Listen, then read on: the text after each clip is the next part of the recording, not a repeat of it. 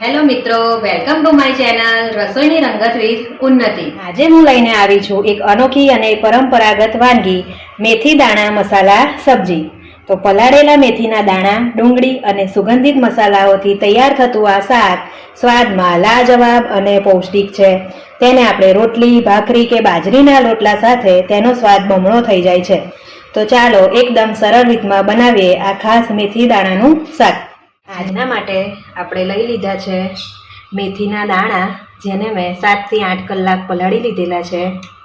ધાણા, આદુ લસણ મરચાંની પેસ્ટ, જીરું, તેલ, 5 મીડિયમ સાઇઝની ડુંગળી લીધી છે, હળદર, મરચું, મીઠું, ધાણા જીરું।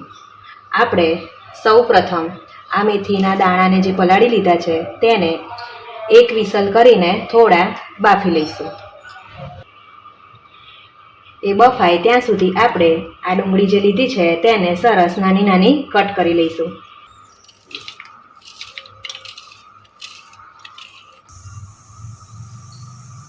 આપણી ડુંગળી સરસ કપાઈને રેડી થઈ ગઈ છે। આપણે હવે તેને વઘારી લઈશું। તેના માટે એક પેન લઈ લઈશું, તેમાં થોડું જીરું નાખીશું। આપણું જીરું સંતળાઈ ગયું છે, આપણે તેમાં તેલ એડ કરીશું। 3 મોટી ચમચી જેટલું આપણે તેલ લઈ લઈશું। તેલ સરસ ગરમ થાય એટલે આપણે તેમાં ડુંગળી એડ કરીશું। તેલ સરસ ગરમ થઈ ગયું છે, આપણે ડુંગળી અંદર એડ કરીશું અને 2 થી 3 મિનિટ સરસ સાંતળી લઈશું। આ પ્રોસેસ આપણે ફાસ્ટ ગેસમાં જ કરવાની છે, ધીમો ગેસ રાખવાનો નથી।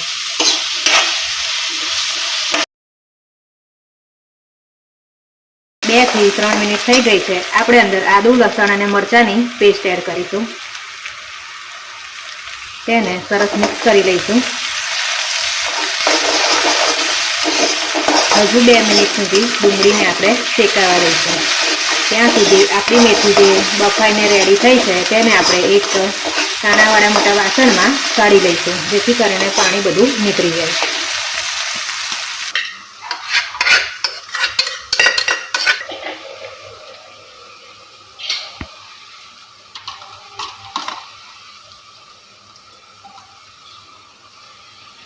પાણીને કોરું થઈ જવા દઈશું। આપણે મેથીને સરસ કોરી થઈ જવા દઈશું। હવે આપણે ડુંગળીમાં આ જે બધા મસાલા લીધા છે, હળદર, મરચું, મીઠું, ધાણા જીરું, તે બધી જ વસ્તુને એડ કરી દઈશું। બધી જ વસ્તુને મિક્સ કરી ધીમો ગેસ કરી તેને 2 થી 3 મિનિટ રહેવા દઈશું। 2 થી 3 મિનિટ થઈ ગઈ છે, આપણા મસાલા બધા જ શેકાઈને રેડી થઈ ગયા છે। હવે આપણે તેમાં જે કોરી કરી દીધી છે મેથી તેને એડ કરીશું।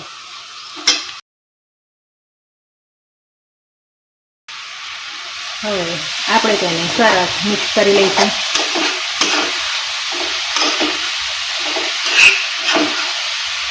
મિક્સ થઈ જશે એટલે આપણે તેને ધીમા ગેસ પર ઢાંકીને 15 મિનિટ સુધી શેકાવા દેવાની છે। તેમાં આપણે વચ્ચે વચ્ચે થોડી વારે હલાવતા રહીશું, જેથી કરીને નીચે ચોંટી ના જાય।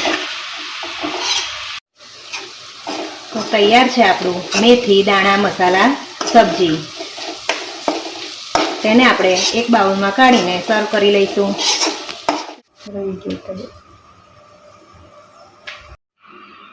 આવીને આવી નવી વાનગી જોવા માટે મારી ચેનલને લાઈક, શેર અને સબસ્ક્રાઈબ કરવા માટે વિનંતી। Thank you for watching.